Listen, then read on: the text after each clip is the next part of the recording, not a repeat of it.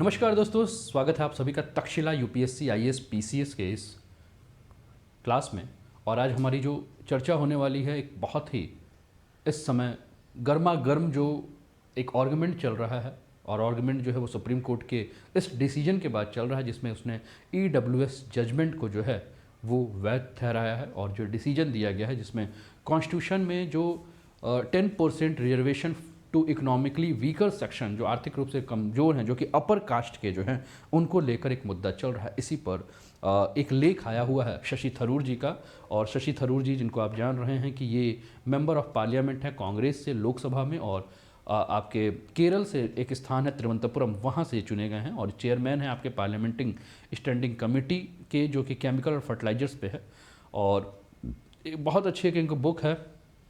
जिसमें एक बुक जो है इन्होंने अंबेडकर अ लाइफ के ऊपर इन्होंने लिखा हुआ है। तो इन्होंने एक लेख लिखा है जिस लेख को हम द हिंदू में पढ़ रहे हैं, और लेख है the EWS judgment and the shadow of Pandora. EWS निर्णय और भानुमति की छाया, है ना। भानुमति एक काल्पनिक कहानी है जिसके ऊपर ये बात हो रही है। और जैसे ही ये ईडब्ल्यूएस यानी कि इकोनॉमिक वीकर सेक्शन, और इकोनॉमिक वीकर सेक्शन कहाँ, अपर कास्ट में, स्वर्ण जिसको आप कहते हैं, वहाँ से ये न्यूज़ उठा है। और उसी न्यूज़ को लेकर आज हम बात करेंगे, और बात करेंगे कि 2015 में सुप्रीम कोर्ट के उस फैसले को लेकर जिससे जाट आरक्षण की जो राह बंद हो गई थी, या जाट अपने लिए जो आरक्षण मांग रहे थे जिसको सुप्रीम कोर्ट ने एक तरह से रोक दिया, उस सभी पर बात करेंगे। यानी कि आज हम जो बात करेंगे वो बात करेंगे कि 2015 में सुप्रीम कोर्ट के फैसले के पीछे उन विचारों की जिसमें उसने केंद्र ओबीसी को जो है वह केंद्रीय सूची में जाटों में शामिल करना, आर्थिक रूप से कमजोर वर्गों के जो आरक्षण को जो नजरअंदाज कर दिया गया है, उस फैसले को फिर से लेकर आ गया है। और ये जो व्यथित लोग हैं, उन व्यथित लोगों के लिए जो एक नया मार्ग जो है सुप्रीम कोर्ट के इस निर्णय ने लिया, इन्हीं सारी चीज़ों पर हम आज आपके साथ चर्चा करेंगे, हम बात करेंगे। शशि थरूर जी अपने इस कॉलम में जो लिख रहे हैं उस पर हम आ जाए तो इन्होंने लिखा कि the Supreme Court of India recent decision upholding the constitutional validity of the law granting 10% reservation to economically weaker section of the upper caste. ठीक है ना। इसके बाद इन्होंने एक और भी जो कोर्ट हाईलाइट किया है, इन्होंने कहा है, यहाँ लिखा है हैज़ इनिशिएटेड मस्ट डिबेट। अब इन्होंने कहा कि जो ये फैसला आया है ये एक बहुत बड़ा चर्चा का जो है वो विषय बन चुका है ना। और इस पर चर्चा जो है वो होंगी, क्योंकि इसने जो है एक सभी के सामने जो है वो चर्चा का जो है वो मुद्दा जो है वो दे रखा है। और some pundits have affirmed the judgment marks the death knell of a caste as a factor in reservation, while other argue that it's underscore it's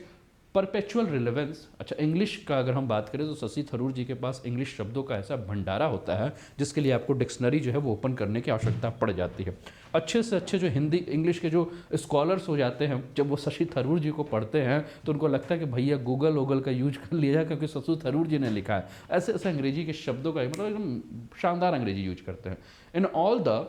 अब देखिए एक शब्द इन्होंने यूज किया है, बोरुआ हाहा। ठीक है ना। The media and the commitment have overlooked another Supreme Court judgment just 7 years ago, which has potentially even more far-reaching of our democracy, but which has been ignored entirely in the current debate. ठीक है ना। अब इन्होंने जो बात किया कि देखिए अभी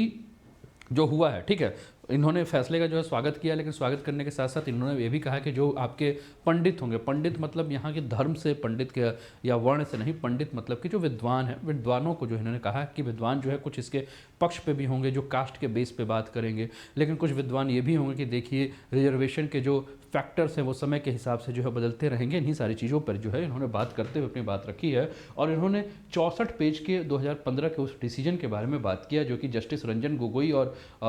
आपके रोहिंटन नरीमन साहब, जब उस समय ये दोनों लोग जो हैं ये जो जज थे, और उस समय सरकार 2014 में आपके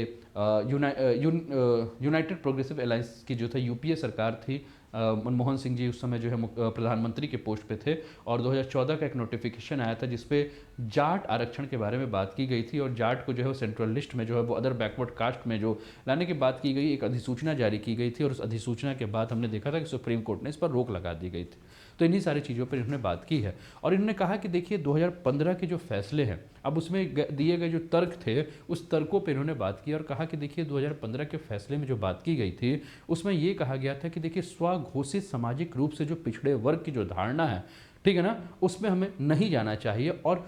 पिछड़ापन क्या होता है, उस पिछड़ेपन के निर्धारित करने के लिए और कौन कौन से सूत्र हो सकते हैं, कौन कौन से आयाम हो सकते हैं, उन सभी पर विचार करने की आवश्यकता है। अब पिछड़ापन कई प्रकार से हो सकता है, ठीक है ना। पिछड़ापन जिसमें कि हम अभी वर्तमान में अगर हम बात करें तो हम सामाजिक रूप से पिछड़ेपन की जब हम बात करते हैं तो सामाजिक रूप से पिछड़ेपन में हम जाति को जो है वो बात करते हैं। लेकिन जो नई प्रथा आ रही है ना, उस नई प्रथा में हम क्या बात कर रहे हैं कि नए प्रथा में हम ये देख रहे हैं कि अब जाति से हटकर जो है वो अलग विधि और अलग मानदंड जो है वो अब धीरे धीरे विकसित हो रहे हैं। इन्होंने लिखा है call for a new method and yard sticks the code considered that caste may be a prominent factor for easy determination of backwardness, but its judgment encouraged the identification of a group backward solely on the basis of caste and called for a new practices method and yardstick to be evolved। इन्होंने कहा कि नए नए जो रास्ते हैं वो आपके क्या है विकसित हो रहे हैं जिससे कि हम आरक्षण के बारे में बात करें। उन्होंने कहा कि देखिए नए तरीके और मानदंडों को जो है इस समय शुरुआत करने की आवश्यकता है इसको, ठीक है। तो नए तरीके की आवश्यकता क्यों है, तो इन्होंने कहा देखिए जाति जो है वो पिछड़ेपन को निर्धारित करने के लिए कारक हो सकती है, लेकिन केवल जाति के आधार पर एक समूह को पिछड़े के रूप में पहचानना जो है वो कहीं ना कहीं हतोत्साहित करना चाहिए। आजकल हम क्या देखेंगे कि जाति के आधार पर बहुत सारे ऐसे जाति हैं जिनको आरक्षण का लाभ तो मिल चुका है और वो जाति बहुत ही ज़्यादा आगे बढ़ चुकी है, लेकिन उन्हीं जातियों के अंदर जो उपजातियां हैं वो आज भी जो है वो उसका लाभ ना ले पाने के कारण जो है वो आरक्षण उनके लिए जो है अभी भी जो है वो बहुत ही बड़ी मतलब दूर की चीज़ है। क्योंकि एक जाति का कोई व्यक्ति हर उसको एक बार जब आरक्षण मिल चुका है तो वो बार बार उसी का परिवार जो है वो आरक्षण का लाभ उठा रहा है ना। लेकिन उसी में अगर हम बात करें तो किसी और को आरक्षण का लाभ उठाना तो नहीं जो है उसका लाभ उठा पाया। तो आरक्षण के आधार में जो है वो कह रहे हैं कि देखिए कोई बदलाव करने की आवश्यकता नहीं है, लेकिन ओबीसी श्रेणी में हम केवल इस आधार से जो है वो जोड़ें कि ये जाति जो है पिछड़ी है, तो ये भी कोई बहुत सही नहीं है, क्योंकि इससे बहुत ज़्यादा लाभ होगा नहीं, क्योंकि आप जातियों पे जातियों को जोड़ते जा रहे हैं। आप उन जातियों को बाहर भी तो कीजिए जो जातियां जो है वो लाभ उठा चुकी हैं। क्योंकि ओबीसी में केवल सी का अर्थ जो है वो वर्गों का जिक्र नहीं होना चाहिए, बल्कि उसमें उपजातियां जो हैं उनको भी जो है जोड़ा जाए। और केंद्र सरकार को याद रखना चाहिए कि जो जाटों के विषय में, जो जाटों को पिछड़ी जातियों में जो केंद्रीय सूची में शामिल करने की जो प्रस्ताव की जो मंजूरी दी गई थी 2015 में, और जिसके बाद अगर हम बात करें तो इस फैसले के बाद क्या हुआ था कि जाटों को जो है केंद्र सरकार के तहत आने वाली नौकरियों में पिछड़े वर्ग की श्रेणी में इससे फ़ायदा मिलने की बात हुई थी। और कुल मिलाकर अगर हम बात करें तो 9 राज्यों में रहने वाले जाट समुदाय को लिए इससे लाभ मिल रहा था। तो वो 9 राज्य आपके कौन कौन से थे, जैसे उत्तर प्रदेश थे, हरियाणा था, हिमाचल प्रदेश थे, मध्य प्रदेश थे, गुजरात थे, दिल्ली थे, बिहार थे, उत्तराखंड और राजस्थान, ठीक है ना। और राजस्थान में 2 आपके जो जिले थे, जिसमें कि अगर हम बात करें कि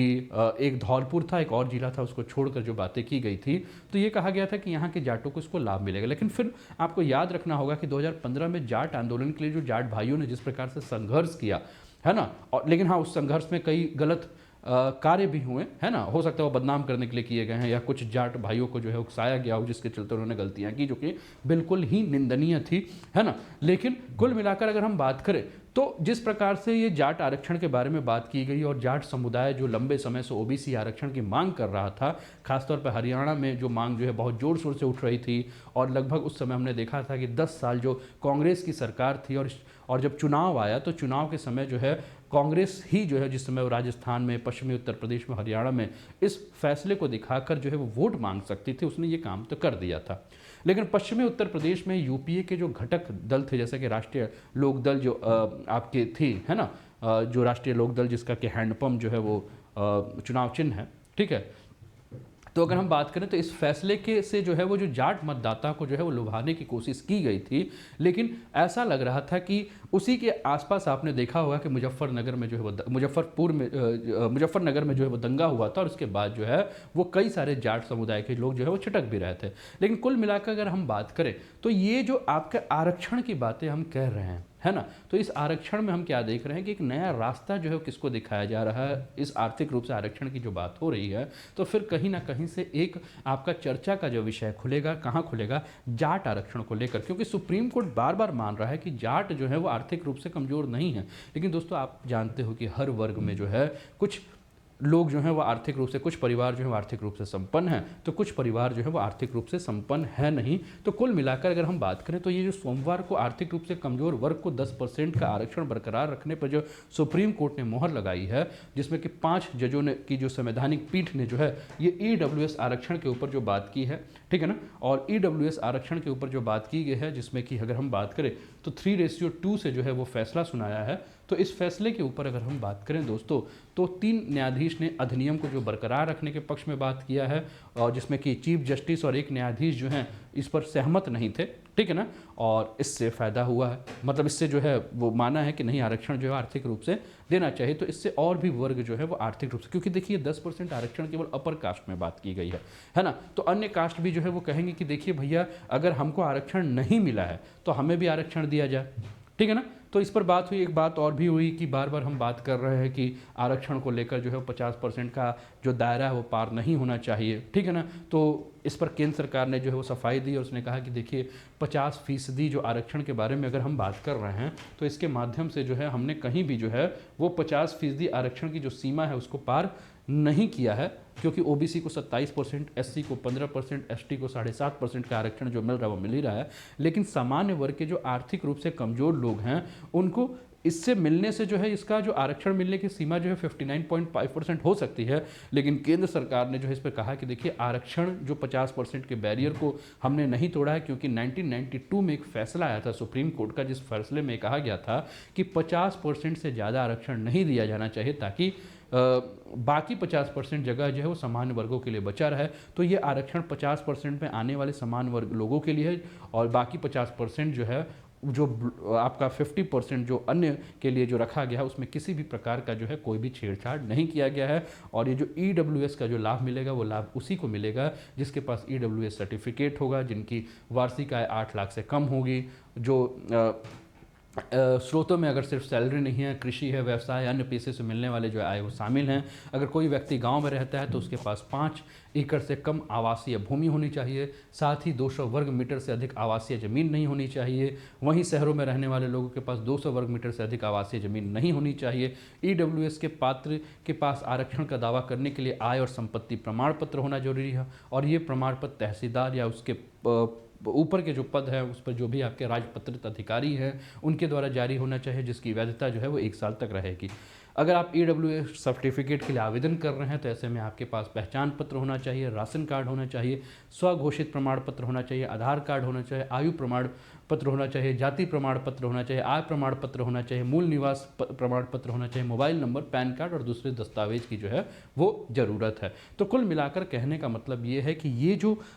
आरक्षण मिला है कुल मिलाकर एक बहुत बड़े बहस की जो है शुरुआत करेगी। और ये जो 4 केसेस हैं जो कि हमें समझने की आवश्यकता है, जैसे कि 1951 का जो है वो शंकरी प्रसाद केस है, गोलकनाथ 1967 का, ठीक है ना, केशवानंद भारती 1973 का, और मिनरवा मिल्स जो है जो कि फंडामेंटल राइट्स के में कोई भी अगर बदलाव हो रहा है, क्योंकि आप जान रहे हैं कि आरक्षण की जब हम बात कर रहे हैं तो कहीं ना कहीं हमारे मौलिक अधिकार में कोई परिवर्तन हो रहा है। तो ये 4 केसेस जो हैं वो क्या हैं, एक तरह से बेसिक स्ट्रक्चर को लेकर आपको समझने के लिए 4 केसेस जो हैं आवश्यक भी हैं, जिनको आपको जानना भी होगा। तो ये रहा दोस्तों आज का सेशन, कैसा लगा जरूर बताइएगा। अगर चैनल पर पहली बार, चैनल को सब्सक्राइब करके बेल आइकन जो है वो दबा दीजिए, अपने मित्रों के साथ क्लासेस के लिंक को शेयर कर दीजिए, और बने रहिए तक्षशिला यूपीएससी IAS PCS पर हर क्लासेस के लिए। जय हिंद, जय भारत।